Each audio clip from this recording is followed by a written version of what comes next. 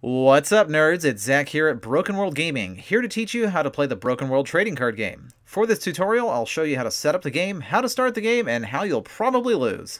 First, you pick the hero you want to use. You and your opponent's hero start on the playing field at the very beginning of the game, and the game ends when one of those heroes has their health reduced to 0 and they die.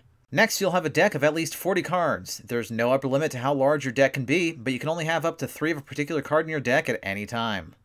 When you start the game, you and your opponent both draw 6 cards from your deck. Make sure that both of you shuffle before drawing your cards. If you don't like the cards you received, you can always reshuffle your deck of cards and then draw 5 cards.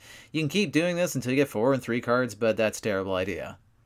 Decide who goes first however you like. Rock, paper, scissors, or Russian roulette are some good ideas. The player who goes first starts with 4 gold, which you use to pay for minions and spells. The player who goes second starts their turn with 5 gold. After the first turns, each player receives 4 gold every turn. Any gold that is not spent rolls over into the next turn. For a boring example involving math, if I go first and spend 2 gold on my first turn, I'll gain 4 gold at the beginning of my next turn, and have a total of 6 gold. A player can have up to a maximum of 12 gold, so don't spend your gold stupidly.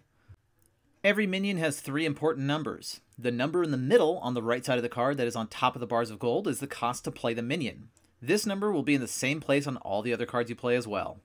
The number you see on the bottom right on top of the shield is the health points of the minion. If a minion's health is reduced to 0, then they're sent to the morgue and they die. If you do not defeat a minion in a single turn, then their health points are regenerated at the beginning of the owner's next turn. Hero cards only have health points, which are also on the bottom right of the card. The number on the bottom left on top of the swords is the minion's attack points. This indicates how much damage it will do when attacking or defending. Equipment cards have similar numbers. There's, of course, the cost to play the card, as well as the health of the equipment. If you attack a piece of equipment directly, rather than attacking the minion wearing the equipment, then the health points indicate how much damage you need to do to the equipment to destroy it. Equipment does not benefit from its own armor. The number in the middle of the card that is on top of the shield indicates how much armor the piece of equipment provides. For example, if a minion with 5 damage attacks a minion wearing a piece of equipment with 3 armor points, then they will do 2 damage to the minion's health. The number in the middle that's on top of the halberds, however that's pronounced. Anyways, they indicate how much extra damage the piece of equipment provides.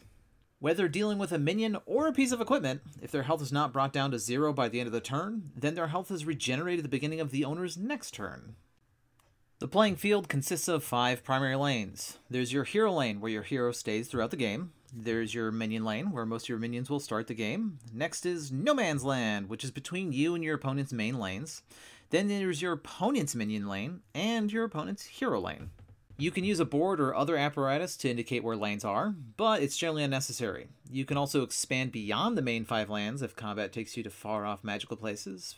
For example, you may want to attack a hero from behind in order to take advantage of armor mitigation, but we can talk about more of that later.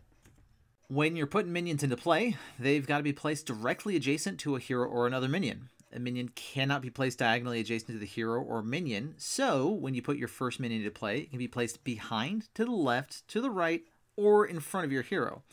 I recommend putting them in front, but I'm also not very good at this game.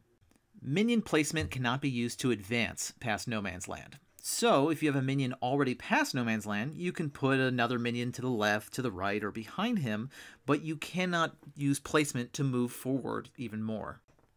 Thank you so much for watching my instructional video for the Broken World trading card game. The next video is going to be on gameplay mechanics and some of the sticky situations you can get into, so please give it a watch.